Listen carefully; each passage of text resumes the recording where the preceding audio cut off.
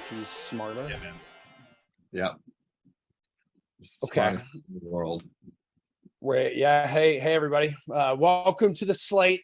No, it is not Wednesday, but the gorgeous golf gurus are on your screen for a Thirsty Thursday edition. A little special appearance here by the boys. I'm Emerson Latzia, Reed T. Fowler, the Happy Harry Hawaiian, the Canadian Kumquat, Jeff Ulrich, DK on the ones and twos, producer Eamon behind the scenes. Oh, man. How's everyone doing today? I would like to start with that. Reed, are you doing well? Good. Yeah. It's I was just telling producer Eamon that, you know, the football is coming back and it's beautiful, but it also sucks. It like this part, especially for me and Jeff, right? When those people who do golf and football, it is like a madhouse. So it's great because football's coming back, but there's a lot of work to be done. But yeah, I mean, like, so we were talking, I haven't watched a single second of the Tour Championship. So I have no idea what's going on. All I know is that Joaquin Niemann, based off what you're telling me, is absolutely playing lights out. Yeah, he's on fire right now. Jeff Ulrich, you've been watching any of the tournament today? He and Fitzpatrick are like 6 under for the round. Like their days are done. But man, Scheffler had like a 6-stroke lead at one point. Yeah, I mean, I got a little bet going on Scheffler to be first round leader with strokes. He's at -130. So I just felt like that was actually a really good number since Scheffler was starting with such a good lead, obviously. So we'll see how that works out, but it's nothing crazy that I'm sweating big time. Other than that, yeah, I really haven't watched too much of it. I don't know, like this event and the players that talked about it too. Like, I mean, Patrick Cantlay put it perfectly. I don't like the format, but I don't know what's better. So like, I think that's pretty much how everyone feels. It's like, I want to be into this week. It should be exciting, but I don't really know. I'm not really that excited. Like I'll probably watch Sunday because it's, you know, someone's going to win 15 million. It'll probably be close by then or something, but it's hard to get up. I don't know.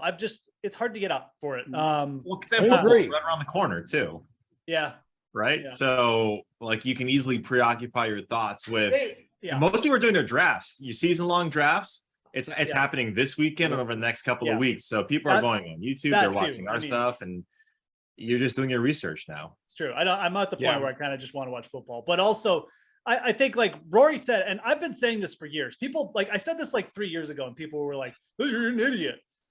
Put match play into the format. And now Rory's come out and said that as well, that he thinks it should be match play format. So now everyone's going to jump on the match play bandwagon, even though I said it 3 years ago. Right. But just the trend. Yeah, I still like, it's the playoffs, you know, there should be an element of sudden death to it. So I like that. I like that idea. They've kind of done what like NASCAR's done, where you like try to make changes to make it like more interesting and stuff. And then it turns out like it doesn't really like make a difference because in the end, and I don't really know if it's like a postseason sport, you know, because it still like comes down to just individuals. I think that golf, I really feel like the match. I mean, they have a playoff format and they just like have refused to use it. They have to instill some element of match play. I've suggested you make 2 or 3 rounds of stroke play, then you reseed the players or something, but that never comes to fruition. I'm taking credit of it. I'm going to sue the PGA Tour. Okay. Awesome. Venmo me like get Patrick Reed's lawyers. Yeah, exactly. Oh yeah. That's a good one. The winning strategy right there. Good luck in that battle. Did you guys talk yesterday on the show at all about all the structural changes PGA Tour made? We did the TGL. The new golf league, but not really the all of the money that's basically being thrown at these players now. Yeah. I didn't know if like there was a certain part of that, like a certain change out of all the structural changes, like maybe which one is your favorite, like which one you like the most. There is a lot. I think the one thing I really like is what they're doing with the Corn Ferry. And I think, correct me if I'm wrong, Jeff, it's like the top 15, or I forget what the qualification is, but basically getting these guys now that have played well on the Corn Ferry Tour, like automatic status, right? Yep. That's something that needed to be done a long time ago, and they didn't really need to because they had no competition, and now they do, right? So I think that's massive. I mean, the money, obviously, right? This is becoming WGC-esque, where they're saying no cut event. There's going to be a handful of them, $20 million purse. It's what WGCs are. But what Rory mentioned in his presser last week, or no, excuse me, yesterday. And man, I always do that. I always switch yesterday and last week, but Yeah, you do. all the time. I gotta get that checked out. But like they work individually and they work as independent contractors, so they're never all together at the same time, right? If you go to a Bucks game, I think that was his hypothetical, right? That was his analogy. Was if you go to a Bucks game, yeah, TB's you mentioned like a Formula One race in there. Yeah. Right, right. You know, so it's not. I mean, basketball is a little bit different because they can rest. Adam Silver has tried to get around that, but now these guys, all of them are going to be playing at the same time. So that's really nice. But again, right, we love the cut. We love that meritocracy in golf. If you don't make the cut, you don't get paid. It sucks for them, but it's great for us. So I don't want that element to go away. And I'm pretty sure that most of us agree, right? Sans the players. And then I think all of them, right, get $500,000, right, Jeff? Of like, if you make the tour, if you're top 125, you got your card, you're making $500,000. What I want to see is I want the caddies to get paid too. That is honestly that's the thing. That's when the PGA supports these guys, like that's the next step. And again, like I don't like to like defend the players too much. These guys are still getting access to like a really good system. They're professional golfers. They're still making like really good money for the most part. Even the guys lower down, it's not quite as bad as they make it out to be, but they're independent contractors. They don't have a team paying for like the therapist. They can't just walk into the therapy room and be like, hey, therapy me up. Like they've got to pay their own guys. I think it's good that the tour subsidizes this. You want your players playing at their peak. You want less injuries. That's what the tour should be doing. And to Reed's point, yeah, they should be paying the caddies. The caddies is part of the team. Subsidize the caddies too. Absolutely. All part of the same system. You want your players playing at the best, no injuries, less injuries, peak performance, all that stuff. The tour should be sporting it. So, yeah, I love how we're going to see the top PGA Tour pros like in tournaments at least 20 times like a year, like all like in the same field. What were the fields? Is there like 48-man fields or something? I'm not too bullish about that, but was there something about that? No. I think that was with like the special Monday night thing, isn't it, Reed? Like I don't know. There was a lot, but there was a lot. Basically, but basically like mixing the two. Yeah, it sounds like you're thinking of Liv. I probably am. I don't know what I'm thinking. No, but hey, listen, PGA Tour, like you'd be an idiot to say like this has nothing to do with Liv. Like they're not kind of like picking some ideas from them. But yeah, basically, they're like there's elevated events now, some non-elevated events. I think the one thing I'm waiting to see is what are these new, because I think there's like 3 new events they have to announce, and I'm just interested to see what those were. Yeah, that's if they're the same field or what, but yeah. But it goes back to what Reed was saying when he was referencing like, Rory's comments at his presser. He's talking about like, we got to be more like together. Like, so when you see like the top like 20 guys in a field more than, a handful of events, not counting majors, like that's going to be great. That's where you're going to see me on my couch, like watching a lot more golf when a lot of those guys are on the leaderboard. Yeah, what's interesting too is they're giving for every like the travel assurance, I think or like the travel stipend that they're saying. Yeah. Now like they receive $5,000 for every missed cut. What I don't want to see is that these guys get complacent, right? Because there's again still an element of if you don't make the cut, you're not going to get like this is your job. You're playing golf for a living. Right. Like, let's not give the spoon like this, the silver spoon fed more silver spoons to be fed on. You still like that's what makes it the best sport is that it's still a meritocracy. Like, LeBron can go out and put up 2 points, 5 rebounds and 6 assists and get paid $98 million over 2 years. Right. That's great for the player. And there needs to be that in golf. Absolutely. But there also needs to be a level of you got to make the cut. Right, like that, and why I say that is because from our perspective, from a gambling perspective, from a content perspective, I think it adds that extra element of a tournament or a game within a game. That's kind of what we have in soccer a little bit with the the realignment. Like they get if they don't if They get relegated if they suck. like that's a little bit like, and not exactly the same, but there's that element within the game that if you don't play well, you're out, and the next group of guys are in. So I don't want that to necessarily. $5,000 isn't a lot for these guys who are traveling a bunch, right? They got to pay for room and board, travel, everything. So I'm not saying that that's like $5,000 is like it's the bigger bonus Right. is the 500,000 minimum, right? that's the bigger bonus. Yeah. And what's that's- interesting, the top player now is constituted as the top 20 under the PIP, the player impact. Yeah. Fund. Not So the it's rankings. not necessarily the top 20 FedEx Cup or the top 20 ranked. It's the PIP, which thank goodness, I don't know who chirped in Monahan's ear. That's exactly what you need to do. It's not about top, because if you look at the top 20, I'd say 2, maybe 3 of those guys are entertaining to watch. But the PIP, like those guys, they're entertaining for a reason, right? Because they're engaging with the fans, whether it be social media. So that's what you want to see, because that's going to get the people who aren't watching golf as much as us, right? We would watch golf top 20 players because we love golf. To get more people watching and more money eventually coming in is to get the top 20 in the PIP program, or in the PIP, to make sure that the people who aren't necessarily watching golf as much as we are tune in. So it's basically going to be what, like Tiger and Max Homa. Hey, more, please get. I'm like, like protect Max Homa at all costs. At Max Homa 23, protect that man at all costs, because if he ends up going, he won't.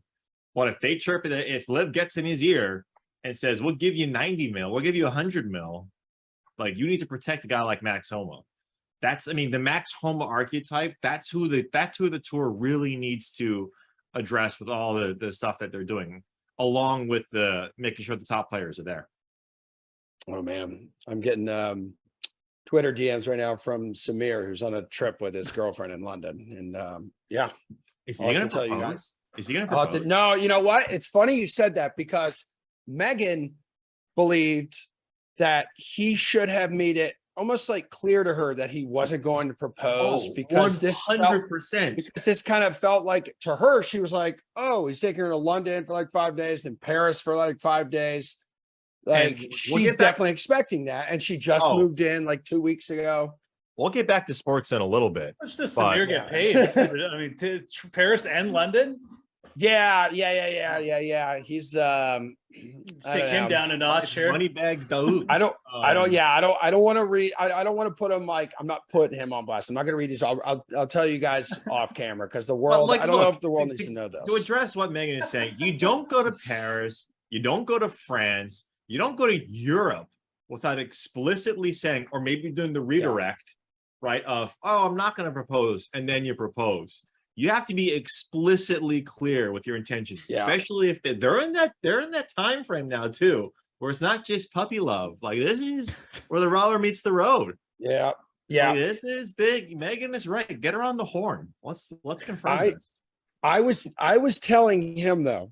I said to him, dude, even if you were thinking about it, I said, you can't do it. You can't do it right now, because she just moved in with you. You need a little more time, like, living with her. Well, this is your life. But like, you gotta know. I have multiple friends who move in with a significant other, in the past, thought they really loved them and wanted to spend the rest of their lives with them, and then they're like, I can't do it. She's is that pig. the natural progression, though? Like, move in. What is the it's move in, how much pet, time? which they're talking about getting a cat right now. They're going to be getting a cat very soon. Lash has a cat. That doesn't mean anything. It's true. Yeah, Cats can take care of themselves. Yes, it's a cop out, Reed. You're exactly right. It's like getting like a snake, a frog, a gerbil, anything in a tank. A fish doesn't count. Get something that you need to take care of. It's a chinchilla, flying squirrel, dog, llama, Bengal duck. cat. Yeah. Bengal cat. Okay, I would say something about that, because those things are massive and they need a lot of attention. So, but we'll talk about Samir off air. Yeah. Oh wow. Saying hello.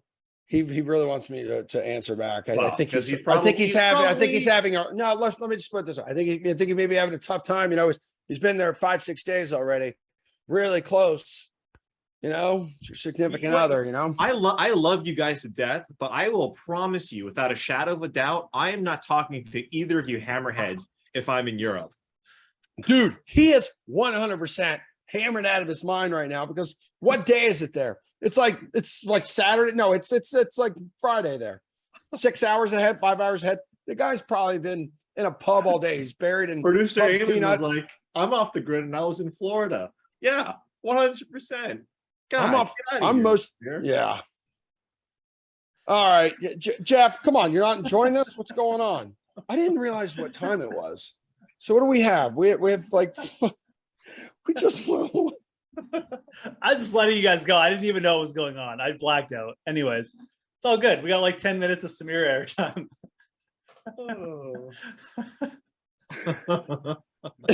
You think Samir's watching us while he's I hope not. I hope not. He'd be really upset. He'd be really upset. He's Right really now. getting that data. He's really wasting that data on us. Yeah, people, we're really helping you out with your bets tonight. Is there It's okay. No, I was listening. It's no big deal. I mean, hopefully you learned something too. I did. I was enjoying it. I just didn't want to ruin the moment. Yeah. Getting back to football, and since we're doing betting previews all throughout the week, you can see myself, Meiselman, Julian Edlow, all putting out betting articles that will live on the DK Sportsbook. I was covering the NFC West, Jeff, Okay. and I have a hard time Okay. trying to fade the Rams Uh-oh. because they're bringing everyone back. Basically, the band's coming back together. I know Stafford's got a noodle arm and with the elbow, but they still have Jalen. People are Ramsey. talking about with them. They still have Aaron Donald. I don't know what's happening with OBJ, but they have Allen Robinson. Cooper Kupp is still there. Cam Akers is healthy. They lose Von Miller, but Bobby Wagner comes. I think he's going to be the leading tackler in the NFL in that defense. I love the 49ers. You and I both know, like we've been talking ad nauseum about the 49ers. We love Trey Lance. But you take a look at these guys and the Rams, they're plus 1,200 on the DK Sportsbook to win. Yeah. They're still the leaders to win their division. They're third in a conference winner. So I'm trying to figure out what I'm not seeing. Is that just a red herring? Am I? No. I mean, I don't know what to do.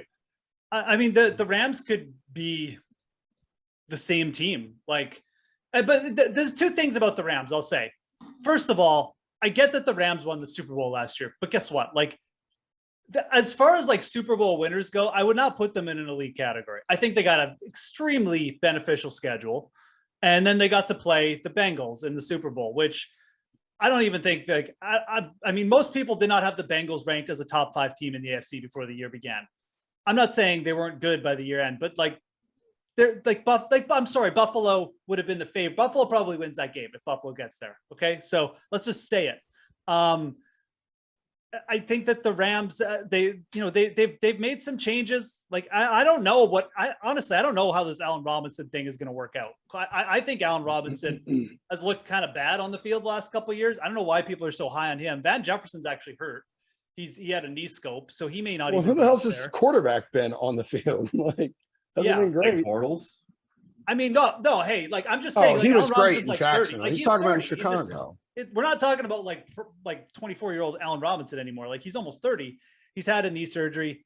I'm just saying that could not work out. And then the O-line, they did lose some guys. So I think that's what worries me. The Rams obviously still a solid team, but I think that if that O-line doesn't shore up and then Stafford gets injured at all, I think that the Rams will fall off. Yeah. Do you think the best because their run game sucked last year? They could not run the ball, and I don't think Cam Akers is that good either. So, they love Darrell Henderson.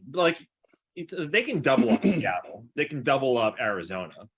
That's the thing. Right? That's why I'm not projecting them to be a non-playoff team. I think you still have to project them to be in the wild card. But I think San Francisco is a better team, and I think the only reason people haven't realized that yet is just because they think that Trey Lance is this big unknown. I can't wait until we're at mid-season or around week 5 and Kirk Cousins is in the conversation for best quarterback in the NFL. Hey, I'm on, like I said, I'm on the Kirk Cousins bandwagon this year. I love the fact that they brought in, I don't know how good the Vikings are actually going to be, but I think that offense is going to put up a lot of yards, man. I think Plus, that Justin Jefferson and Kirk Cousins could have a good year for sure. Like there's also, you can obviously do awards, right? And I don't think one that we talk about a lot on this show is Coach of the Year. Okay. You know what I really like? It's Kevin O'Connell. Kevin O'Connell.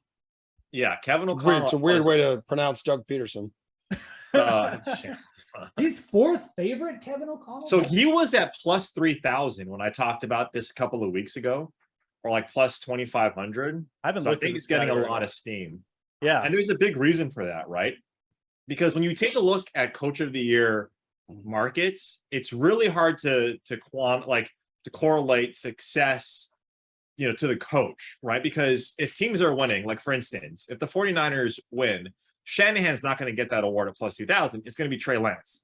It's the same with other guys like, Bill Belichick. It's not like he's not going to be the reason necessarily why. Like, that's a bad example, but you know what I mean? It's like that. Yeah, like people expect San Francisco to be good. Right. So you kind of have to have a middling quarterback. Sure. Right. And you have to have guys too. Like if Cousins does well, and statistically he did well last year, if you take a look at Justin Jefferson, they both probably had their apex, like the ceiling of their careers, or excuse me, of their years, right? Like they produced at a high level. So if they do it again, I'm talking about Cousins and Jefferson, well, that's expected, right? Like they're supposed to do that. And they did that with Mike Zimmerman with no offense. Now Kevin O'Connell comes in, he has a much better offense, right? In terms of his pedigree. He's at plus 1,600. I don't really mind that. And the other guy is your boy in New Orleans, Dennis Allen at plus 3,000. Yeah, I like that. I actually really like that. If they beat Tampa Bay, which again, look, Tampa Bay, they're old, right? That's the big thing. Todd Bowles, who knows? A great call. Plus 3,000. That's going to be the reason. It's not going to be Jameis. It's not going to be Kamara. It's not going to be Mike Thomas. It's not going to be the defense. And if it is a defense, who was the coordinator? Yeah, exactly. That is it. I love that bet. So 3 of the last 5 winners were first-year head coaches, and each of those 3 dudes helped end extended playoff droughts in their first season at the helm for their respective teams. The other 2, which was John Harbaugh in 2019, Vrabel in 2021, led their teams to the top seed in their conference. Yeah. Reed makes a fantastic point, though, about Dennis Allen, because he's a new head coach, and it's not quite the same scenario as a team that didn't make the playoffs, but it's very similar. You're replacing a legend. You've got Jameis Winston. If you get in the playoffs and you win the division, that'll be a lot of steam for him. I totally forgot. Like don't even think of the Titans like last year. Like they were the number 1 seed in the AFC. Like that just. They remember that stretch where they beat the Bills, the Chiefs. Like they beat the Rams on the road. They beat the Rams on the road without Derrick Henry. Yeah, this was all like in a 5 or 6 week stretch too. And everyone was making fun of me because I liked them, and then they obviously sucked in the playoffs. You get under 9.5 wins for the Titans this year. Ooh. All right, I think we gotta go because there is Madden next. So I hope everyone enjoyed. Hopefully everyone got their Samir fill today. You know what? If you have any relationship advice, for Samir, definitely tweet him right now. Let him know we're thinking about him.